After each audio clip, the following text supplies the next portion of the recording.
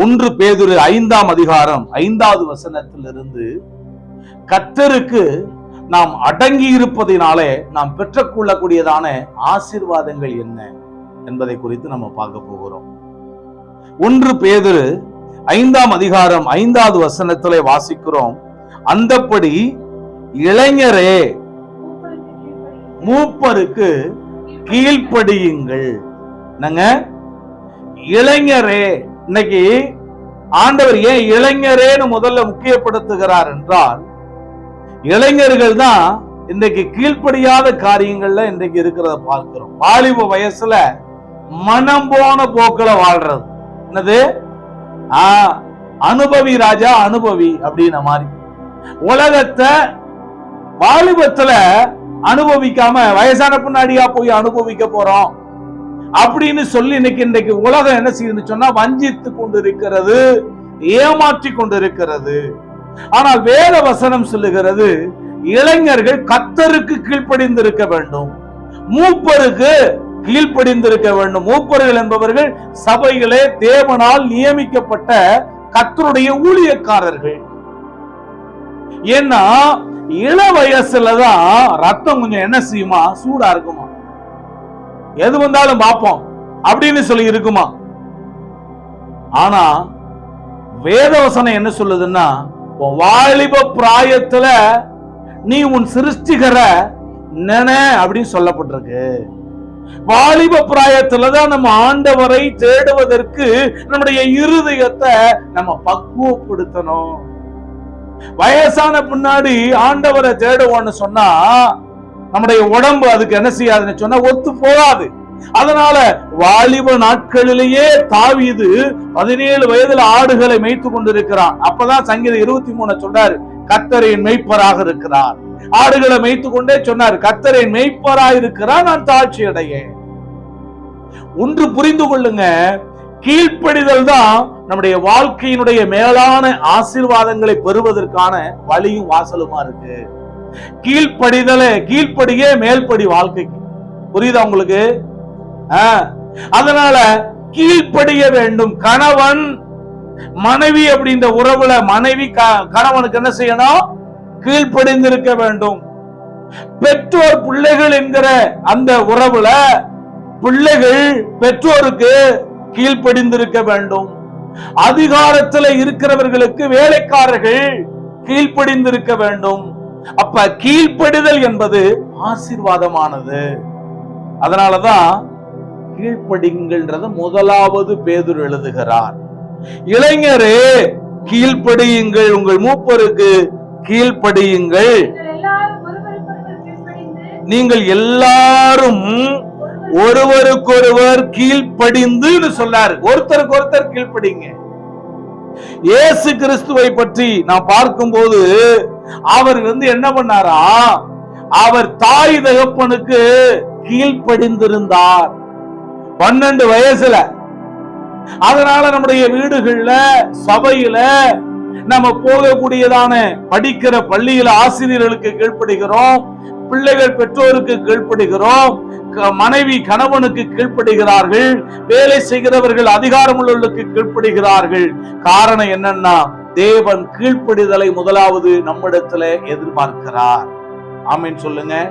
அப்ப கீழ்ப்படியணும், கட்டாயம் கீழ்ப்படியணும். சொல்லுங்க எல்லாரும், கட்டாயம் கீழ்ப்படிய வேண்டும். ஆபிரகாமை அழைத்த பொழுது அவன் கீழ்ப்படிந்து அவன் சென்றான்னு பார்க்கிறோம். யாக்கோபு தன் தகப்பனுக்கும் தன் தாய்க்கும் கீழ்ப்படிந்து என்ன செஞ்சாராம்? அவர் புறப்பட்டு சென்றார்னு பார்க்கிறோம். வாசிங்க 1 சாமுவேல் 15வது அதிகாரம் 22, 23வது வசனம் வாசிங்க. சாமுவேல் கர்த்தருடைய சத்தத்துக்கு கீழ்ப்படுகிறத பார்க்கலாம். சர்வாங்க தகனங்களும் பலிகளும் கர்த்தருக்கு. நல்லா கவனிங்க, நம்ம ஆண்டவருடைய சத்தத்துக்கு கீழ்ப்படியாம நம்ம பலி செலுத்துறோம், துதிக்கிறோம், பாடுறோம், ஸ்தோத்திரம் பண்றோம், ஜெபிக்கிறோம். இது அவருக்கு பிரியம் கிடையாது. அப்ப முதல்ல என்ன செய்யணும்? பலியிடுகிறதை பார்க்கிறோம், கீழ்ப்படிதலே உத்தமம்னு பார்க்கிறோம். விளங்குதா உங்களுக்கு? பலியிடுகிறத பார்க்கலும், பலி செலுத்துகிறதை பார்க்கலும், நீ ஜெபிக்கிறதை பார்க்கலும், துதிக்கிறதை பார்க்கலும், பாட்டு பாடி கர்த்தரை ஆராதனை செய்கிறதை பார்க்கலாம். முதல்ல கர்த்தருடைய சத்தத்துக்கு கீழ்ப்படுகிறையா, அவருடைய வசனத்துக்கு நீ கீழ்ப்படுகிறையான்றத ரொம்ப முக்கியம். அங்க பாக்குறோம், கீழ்ப்படியாமை என்பது என்னவா? முரட்டாட்டம் பண்ணுதல், கீழ்ப்படிதலும் செவி கொடுத்தலுமே உத்தமம். கவனிங்க, ரண்டகம் பண்ணக்கூடாது. ரண்டகம் பண்ணுதல் பிள்ளிச்சுனிய பாவத்துக்கும், முரட்டாட்டம் பண்ணுதல் இதெல்லாம் இன்னைக்கு வாலிபர்களுக்குள்ள இருக்கா. முரட்டாட்டம் என்ற வாழ்க்கை, முரட்டாட்டம் பண்ணுதல் அவபக்திக்கும் விக்கிரகாராதனைக்கும் சரியாக இருக்கிறது. நம்ம விக்கிரகாராதனை செய்யணும்னா கோயிலுக்கு போக வேண்டாம், கீழ்ப்படியாம இருந்தாலே போதும். கீழ்ப்படியாமையினுடைய பிள்ளைகள் மேல தேவனுடைய கோபாக்கினை வரும் என்று வசனம் சொல்லுகிறது. அதனால நாம கர்த்தரின் காரியங்களுக்கு, கர்த்தருடைய வார்த்தைகளுக்கு கீழ்ப்படிதல் உள்ள ஒரு பிள்ளைகளாக நாம் நடந்து கொள்ள வேண்டும். இயேசுவை பற்றி நாம் பார்க்கும் பொழுது பிலிப்பியர் 2வது அதிகாரம் 8-11 வசனங்களை படித்து பாருங்க. அவர் மரண பரியந்தம் கீழ்ப்படிந்திருந்தார். என்னங்க? அதனால என்ன பண்ணாரா? இயேசுவ பிதாவானவர் வானோர் பூதலத்தோர் பூமியின் கீழானோர் யாவருடைய முழங்காலும் முடங்கும்படிக்கு பிதாவாகிய தேவனுக்கு மகிமையாக இயேசு கிறிஸ்து கர்த்தர் என்று நாவுகள் அறிக்கை பண்ணும்படிக்கு எல்லா நாமத்துக்கும் மேலான நாமத்தை பிதாவாகிய தேவன் அவருக்கு தந்தாராம். காரணம் என்ன அப்படின்னா, அவர் மரண பரியந்தம் பிதாவுக்கு கீழ்ப்படிந்திருந்தார். நீங்களும் கூட இந்த வசனத்தை கேட்கிற நீங்களும் கூட தேவனுடைய சத்தியத்துக்கு நீங்கள் கீழ்ப்படிந்திருக்க வேண்டும். பாவ சோதனைகள் வரும் பொழுது கர்த்தருடைய வார்த்தைக்கு கீழ்ப்படிய வாழணும். பாவ சோதனை அழைக்கும், வா அப்படின்னு. இதெல்லாம் ஒரு சாதாரணம் தானே நினைக்கும். பாவத்தை பிசாசு எப்படி காமிப்பான்னு சொன்னா, அதுக்கு மேற்பூச்சு பூசி பல வருணங்களை பூசி என்ன செய்வான்னு சொன்னா ஆசையை காண்பிப்பான். தெரிந்து கொள்ளுங்க. அப்ப நம்ம என்ன செய்யணும் அப்படின்னு சொன்னா, பாவ சோதனைகள் வரும்போதெல்லாம் தேவனுடைய வார்த்தை என்ன சொல்லுகிறது என்று நாம் கவனித்து அதை சிந்தித்து அதை யோசித்து அதற்கு நாம் கீழ்ப்படியும்படியாக நம்ம ஒப்பு கொடுக்க வேண்டும். அப்ப மரண பரியந்தம் இயேசு பிதாவுக்கு கீழ்ப்படிந்திருந்தார். நாமும் கூட என்ன செய்யணும்னா கீழ்ப்படிதலை ஆயுதமாய் வைத்துக் கொள்ளணும். கணவன் அதுக்காக மனைவிக்கு கீழ்ப்படியணுமா? அப்படியே பைபிள் சொல்லுது. மனைவி நல்லவைகளை சொல்லும் போது அதுக்கு கீழ்ப்படிஞ்சு அவங்களுக்கு உதவி செய்கிறது வேற காரியம். ஆனால் மனைவி, அதாவது கணவன் மனைவியனுக்கு உதவி செய்கிறது வேற காரியம். ஆனா மனைவி என்பவள் புருஷனுக்கு கீழ்ப்படிந்திருக்க வேண்டும் என்று கர்த்தருடைய வார்த்தை சொல்லுகிறது. அப்ப நம்ம என்னன்னா முதல்ல கீழ்ப்படிதலை நம்முடைய வாழ்க்கையில் ஆண்டவர் சொல்லாரு, இந்த சத்தியங்களுக்கு நீங்கள் கீழ்ப்படிந்தீர்களானால் ஆசீர்வாதமும், கீழ்ப்படியாவிட்டால் சாபம் என்று உபாகமம் 28 சொல்லப்பட்டிருக்கு. அப்ப முதல்ல என்ன வேணும் நமக்கு சொல்லுங்க? ஒபீடியன்ஸ். நமக்கு கீழ்ப்படிதல் முதல்ல தேவை. அடுத்த வார்த்தை சொல்லி இருக்கு மனத்தாழ்மை. மனத்தாழ்மை அங்க பாருங்க, அதே 1 பேதுரு 5வது அதிகாரம், மனத்தாழ்மையை அணிந்து கொள்ளுங்கள். சொல்லுங்க எல்லாரும், மனத்தாழ்மையை அணிந்து கொள்ளுங்கள் சொல்றார். நமக்கு என்ன இருக்கணும் சொல்லுங்க? இயேசு எப்படிப்பட்டவராய் இருந்தாரா? மனத்தாழ்மையுள்ளவராக இருந்தாரா?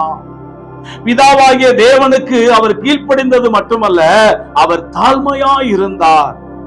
அவர் கழுதை குட்டி ஆகிய மரியின் மேல சார்ந்த குணமுள்ளவராய் மனத்தாழ்மையுள்ளவராக அவர் கடந்து வருகிறார் என்று சொல்லி வேத வசனத்துல வாசிக்கிறோம். அப்ப நமக்கு என்ன வேணும்னா தாழ்மை வேணும். சொல்லுங்க எல்லாரும், தாழ்மை ரொம்ப ரொம்ப முக்கியமானது. ஏன்னா அங்க பாக்குறோம், மனத்தாழ்மையை அணிந்து கொள்ளுங்கள்னா என்ன அர்த்தம்னா ஒரு ஆடையாக நீங்கள் உடுத்தி கொள்ளுங்கள். மனத்தாழ்மைய ஒரு ஆடையாக நீங்கள் அணிந்து கொள்ளுங்கள்னு சொல்றாரு ஆண்டவர். மனத்தாழ்மை வேணும், பெருமை இருக்க கூடாது. பெருமை உள்ளவங்களுக்கு தேவனே எதிரியா மாறி விடுகிறாராம். என்னது? பெருமை உள்ளவனுக்கு தேவனே எதிரியாக மாறிவிடுகிறார். தேவன் பெருமையுள்ளவர்களுக்கு எதிர்த்து நிற்கிறார், தாழ்மையுள்ளவர்களுக்கு கிருபை அளிக்கிறார். கிருபை வேண்டுமா? ஆண்டவர் உங்களை எதிர்த்து நிக்கணுமா? சொல்லுங்க. நோவாவுக்கோ கர்த்தருடைய கண்களில் கிருபை கிடைத்தது. பெருமை உள்ளவனை பார்க்கலும் பொறுமை உள்ளவன் உத்தமன் என்று சொல்லப்பட்டிருக்கிறது வசனத்துல. பெருமை உள்ளவனை பார்க்கலும் பொறுமை உள்ளவன் உத்தமன். நமக்கு தேவை பொறுமை, மனத்தாழ்மை, கீழ்ப்படிதல். இதுதான் நமக்கு இருதயத்துக்குள்ள இருக்கணும். ஆமென். பெருமை உள்ளவர்களுக்கு தேவனை எதிரியாக மாறிவிடுகிறார். நீங்க தாழ்மை, கர்த்தருக்கு முன்பாக தாழ்மைப்பட தாழ்மைப்பட தாழ்மைப்பட என்ன பெருகும்? உங்களுக்கு என்ன பெருகும்? கிருபை. சொல்லுங்க எல்லாம், கிருபை. என் கண்களிலே உனக்கு கிருபை கிடைத்தது அப்படின்னு கர்த்தர் லோத்துவை பார்த்து சொன்னாரு. நோவாவை பார்த்து என் கண்களிலே கிருபை கிடைத்ததுன்னு சொன்னாரு. மரியாளுடைய வீட்டுக்குள்ள பிரவேசித்து கிருபை பெற்றவளை வாழ்கன்னு சொன்னாரு. பவுல் அப்போஸ்தலன் ஆண்டவரிடத்துல ஜெபித்த பொழுது என் கிருபை உனக்கு போதும்னு சொன்னாரு. ஆண்டவருடைய கிருபை நம்ம வாழ்க்கையில பெருகணும்னா அவருக்கு முன்னாடி மனத்தாழ்மையா இருங்க. வசனம் சொல்லுதுங்க, யாக்கோபு 4:6 எடுத்து படிப்பா. யாக்கோபு 4:6.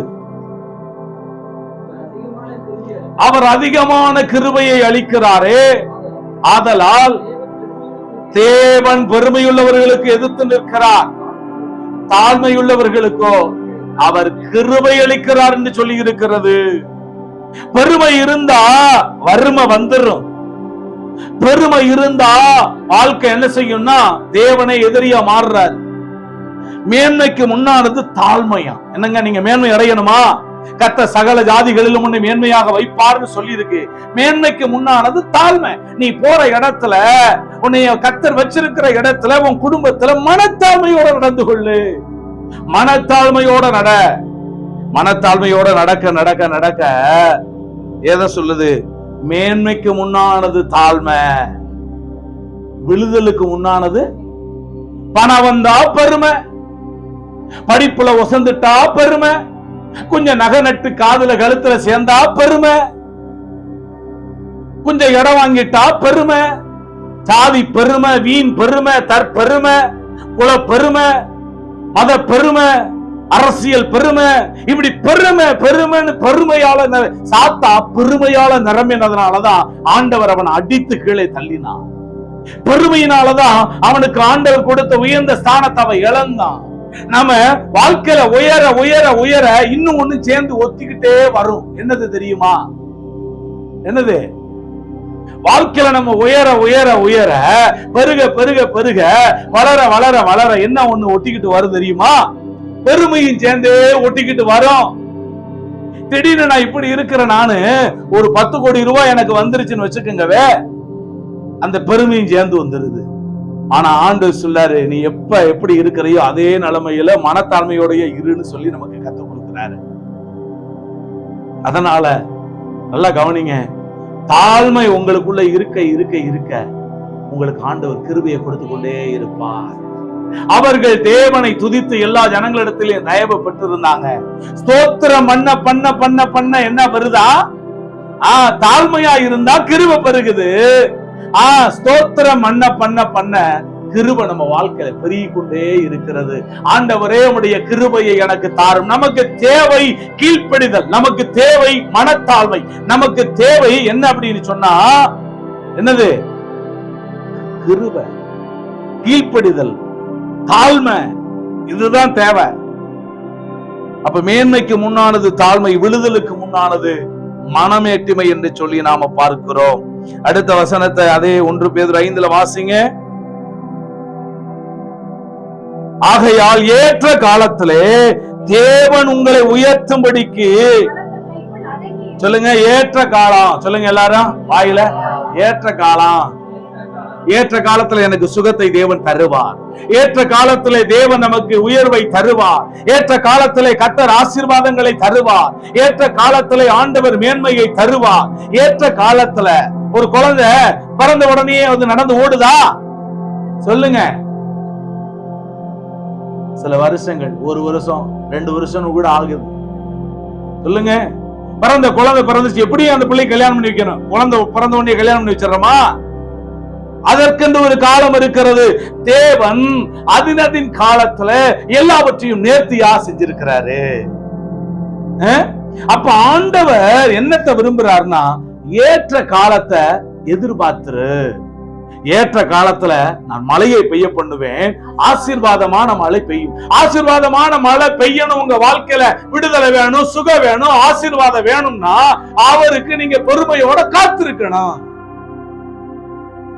ஏற்ற காலத்திலே மழையை பெய்ய பண்ணுவேன், ஆசீர்வாதமான மழை பெய்யும். ஆசீர்வாதமான மழை பெய்ய போகுது. ஆமென் சொல்லுங்க.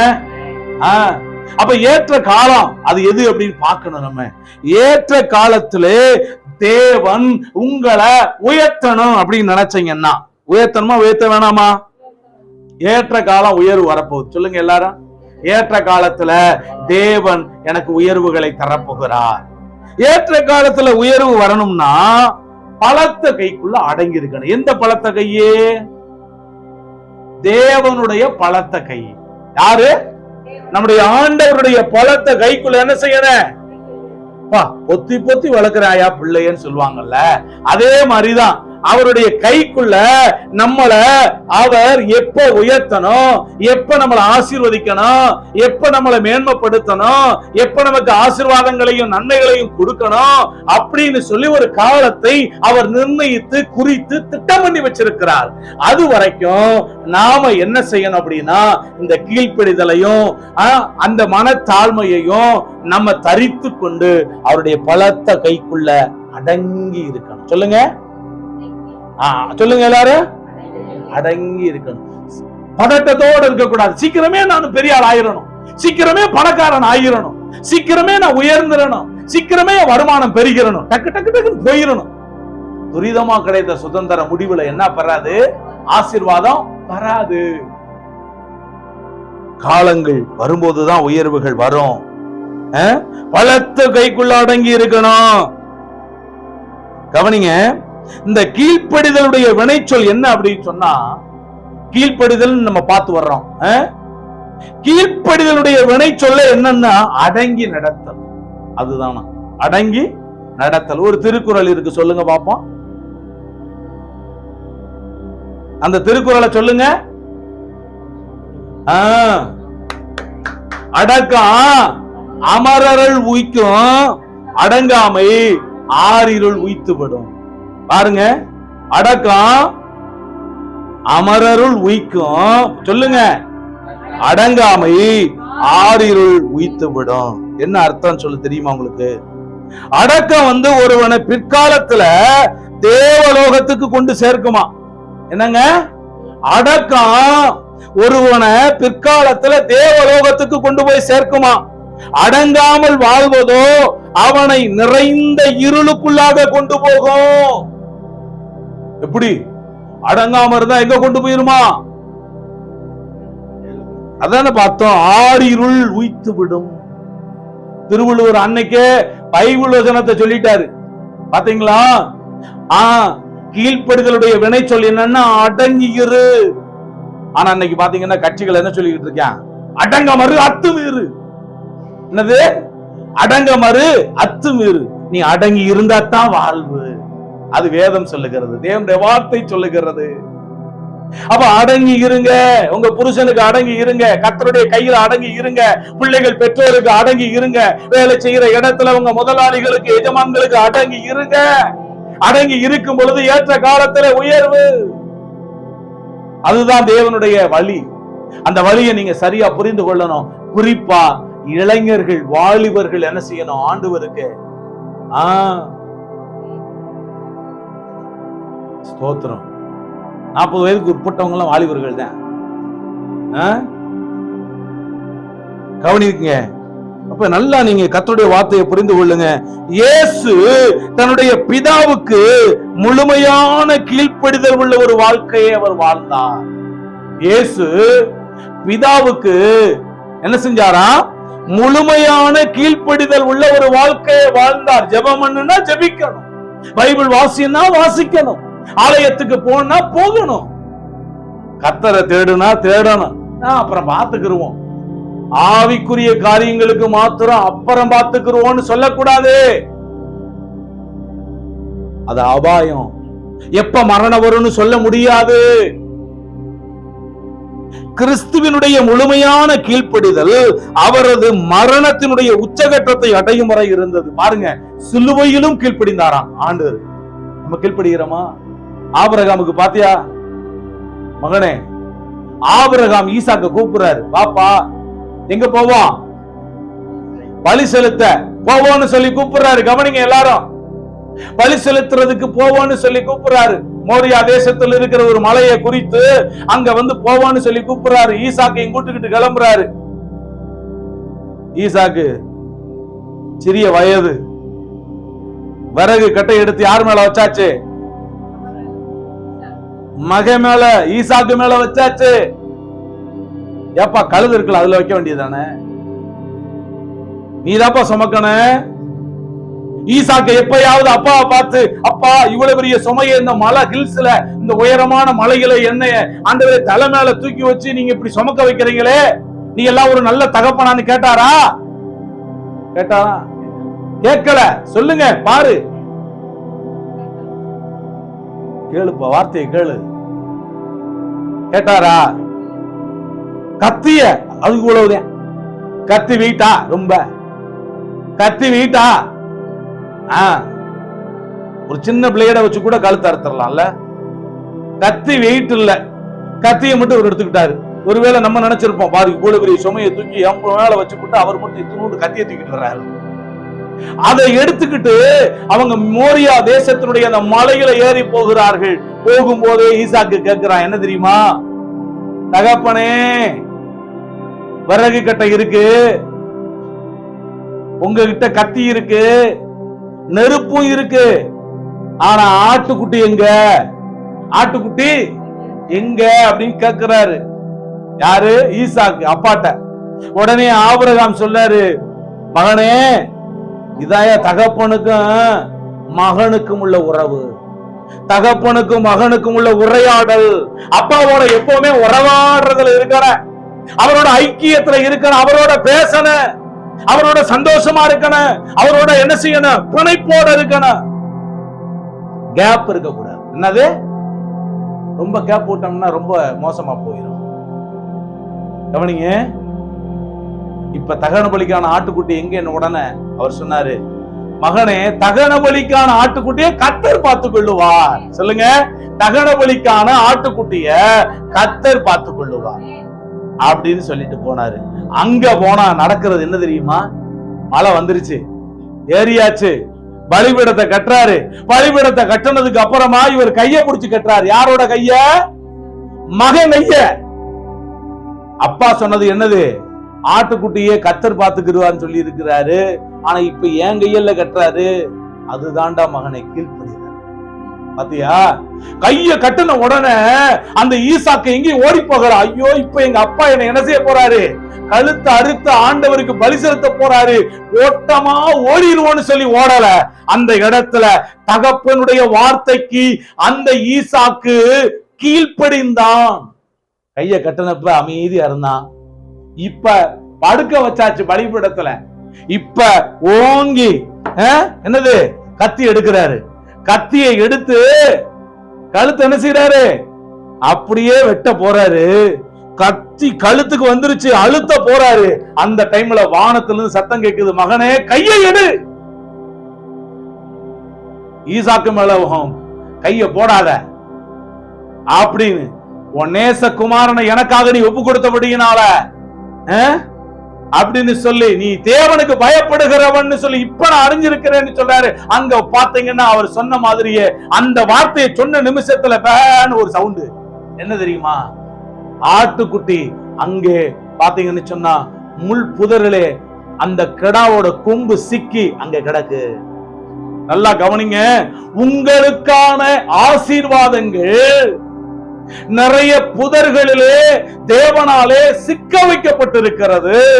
நீங்கள் எப்பொழுது ஆண்டவருக்கு நீங்கள் பரிபூரணமாக முழு மனதோடு கீழ்ப்படிந்து நீ தேவனுக்கு பயப்படுகிறவன் என்கிற அந்த சர்டிபிகேட்டை பெற்றுக் கொள்றீங்களோ, அப்ப அந்த புதரிலே இருக்கிற அந்த ஆட்டுக்குட்டி ஆகிய ஆசீர்வாதத்தை நீங்கள் பெற்று அனுபவிப்பீர்கள்.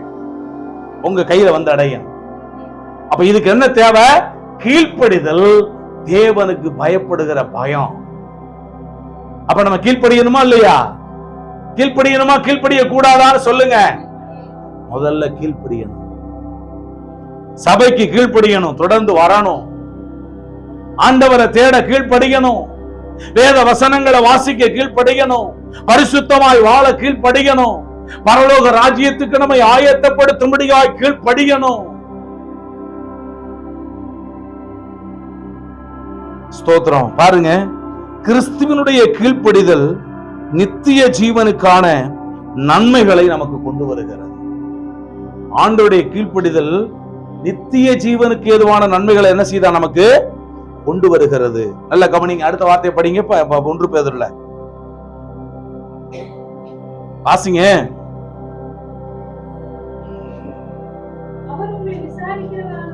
நல்லா கவனிங்க, நான் முடிக்க போறேன். நம்மளை விசாரிக்க ஒரு தகப்பன் உண்டு. சொல்லுங்க, என்னை விசாரிக்க ஒரு தகப்பன் இருக்கிறார். அவர் யார்? அவர் பேர் தெரியுமா? அவர் பேரு நம்முடைய ஆண்டவராகிய இயேசு கிறிஸ்து. சொல்லுங்க, இயேசு கிறிஸ்து. என்னை விசாரிக்க ஒரு தகப்பன் இருக்கிறார். ஹல்லேலூயா.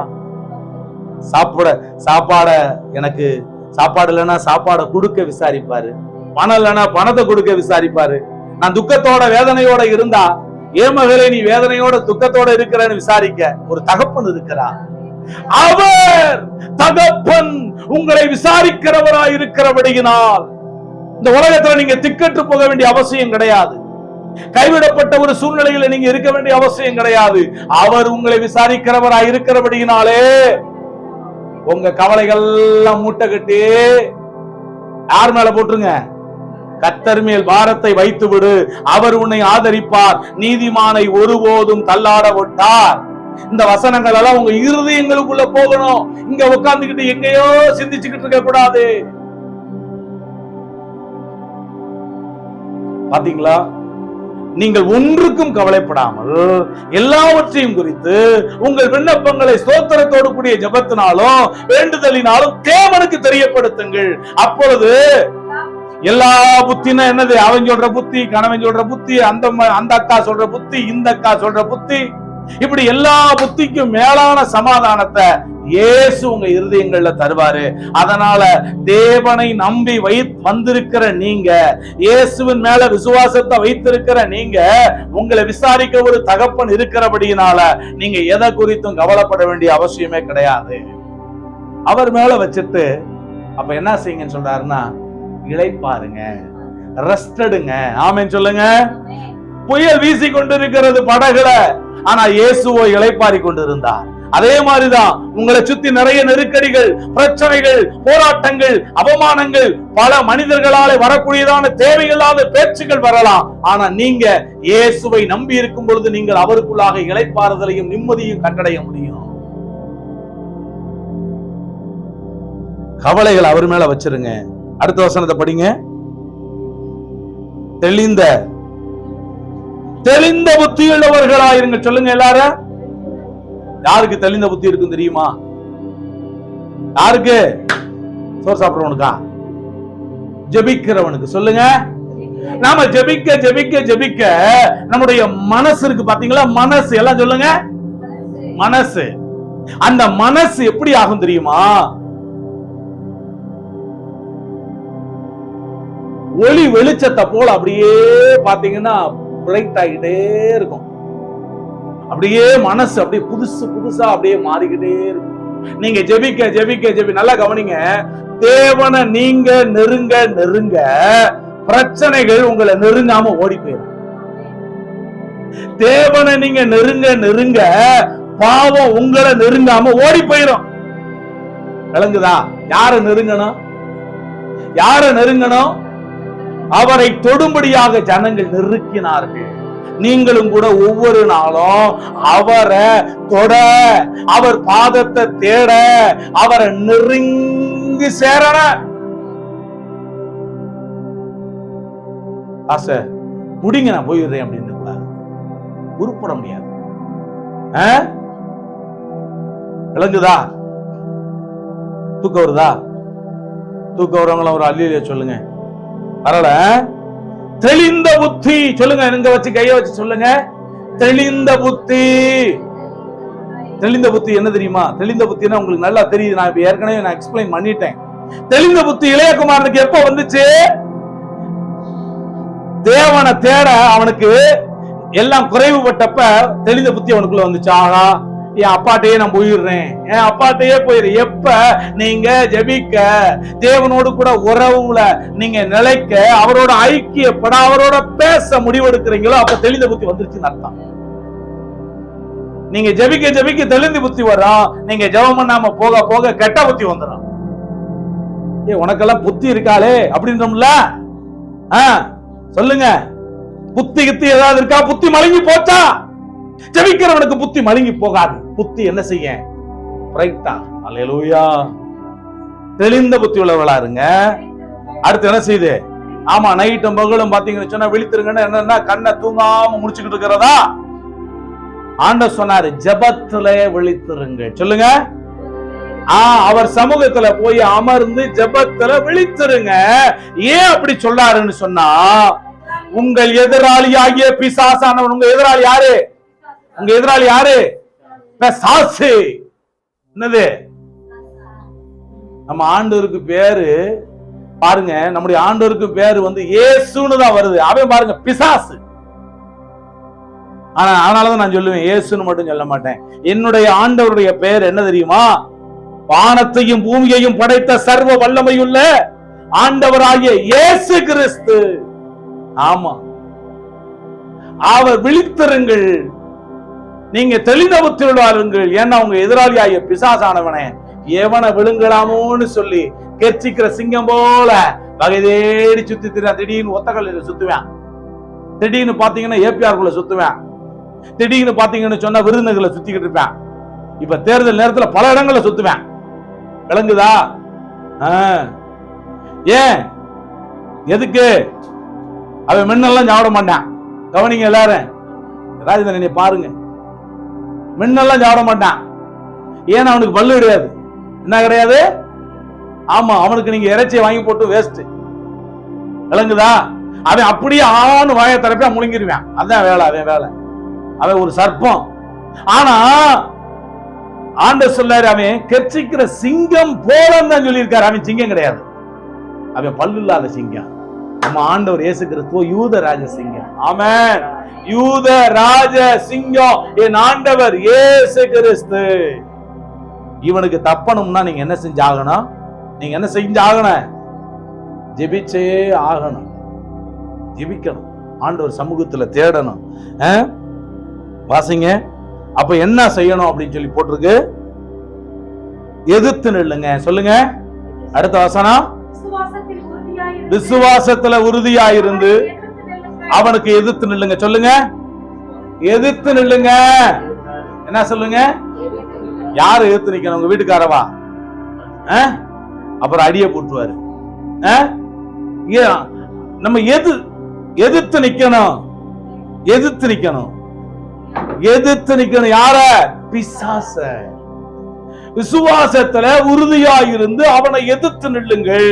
யாக்கோபுல 4:7 இப்படி போடப்பட்டிருக்கு, தேவனுக்கு கீழ்ப்படிந்திருங்கள், பிசாசுக்கு எதிர்த்து நில்லுங்கள், அப்பொழுது அவன் உங்களை விட்டு ஓடி போவான். இன்னைக்கு நிறைய பேர் நாயை கொண்டு கடி வாங்குறது எதனால தெரியுமா? எதனால சொல்லுங்க. நாய் கடி எதுக்கு வாங்குறாங்க தெரியுதா? தெரியாங்க, நிறைய சுத்திட்டு தெரியுது. இன்னைக்கு நாயினால கடி ஏன் வாங்குறாங்கன்னு சொன்னா, நாய் பல்ல ஈயன்னு காமிச்சிட்டு வரும். வரும்போது நீ பார்த்தா துண்டை காணா துணியை காணான்னு ஓடுறது. புரியுதா? ஓடக்கூடாது, அப்படியே நிக்கணும். நின்னு அப்படி கீழே குனிஞ்சு கல்ல தூக்குனே வச்சுக்கவே, அங்க நிக்க நாய். விளங்குதா உங்களுக்கு? நான் வாக்கிங் போயிட்டு வர்றப்ப பாத்தீங்கன்னு சொன்னா குப்பைகளை மேய்ஞ்சிக்கிட்டு இருக்கிற நிறைய நாய்கள் வரும். பயங்கரமா என் பக்கத்துல வரும் பாருங்க. அப்படி கீழே இப்படி குனிஞ்சு நிப்பேன் பாருங்க, கரையில நின்று போய் எல்லா நாயும். விளங்குதா? நாய் வந்தா ஓடக்கூடாது, எதிர்த்து நெல்லு. புரியுதா? ஆமா. அதுக்கு மேலேயும் நம்ம பக்கத்துல வந்து பல்ல காட்டி கடிச்சு வச்சுச்சுன்னா என்ன பாஸ்டர், உங்களுக்கு அதை விட விசப்பல் இருக்கு, நீங்க கடிச்சு வச்சிருக்க. ஆமா, ஒரு குழந்தைய பாத்தீங்கன்னா வீடியோல பார்த்தேன், ஒரு குழந்தைய நாய் வந்து பாத்தீங்கன்னா கடிக்குது. அதோட விளையாண்டு விளையாண்டு பல்ல வச்சு கடிக்குது. அந்த குழந்தை என்ன பண்ணு தெரியுமா? உனக்கு தான் பல்லு இருக்கான்னு பார்த்துட்டு அந்த குழந்தை அதோட தலைய பார்த்து நல்லா கடிச்சிருச்சு. கடிச்ச உடனே அது வீழு வீழு கத்தி தொலையுது. பாருங்க, நிறைய வேளைகள்ல சாத்தான் உங்களுக்கு எதிராக வரும்போது நீங்க பயந்து ஓடாதீங்க. நீங்க அவனுக்கு எப்படி எதிர்த்து நிக்கணும்னு சொன்னா, கையில அருவா வச்சுக்கிட்டு இல்ல, இயேசு கிறிஸ்துவனுடைய நாமத்தினால நான் உன்னை எதிர்த்து நிக்கிறேன் அப்படின்னு சொல்லும் போது அவன் அவங்களை விட்டு ஓடி போயிருவான். விளங்குதா? மத்தேயு 4 இயேசு கிறிஸ்து பாத்தீங்கன்னு சொன்னா அவரிடத்துல வந்து சோதிக்கிறான் பிசாசு. இந்த கல்ல அப்பங்களாகும்படி சொல்லும் அப்படின்னு சொல்றான். அங்க பாத்தீங்கன்னா தேவாலயத்தோட உப்பரிகளை மாடியில நிப்பாட்டிட்டு தாள குதியும் நீ தேவனுடைய குமாரனா இருந்தான்னு சொல்றான்.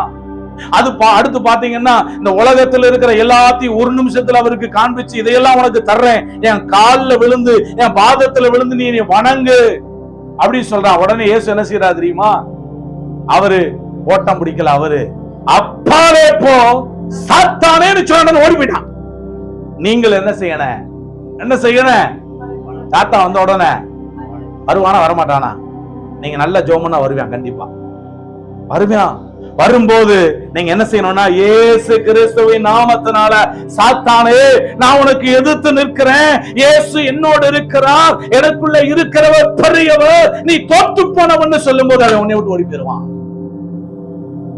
விளங்குதா? எபேசியர் 6 பார்க்கிறோம். 10ஆம் வசனத்திலிருந்து வீடு போய் படிங்க 18ஆம் வசனம் வரைக்கும்.